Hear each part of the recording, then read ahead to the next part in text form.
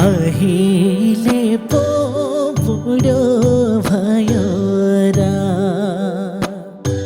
16 वर्षे उमेरैमा मै पनि झिल्के हुँदो हो। अहिले पो बुढो भयो, हा हा, अहिले पो बुढो भयो र 16 वर्षे उमेरैमा मै पनि झिल्के हुँदो हो। अहिले पो बुढो भयो, हा हा, अहिले पो बुढो भयो र 16 वर्षे उमेरैमा मै पनि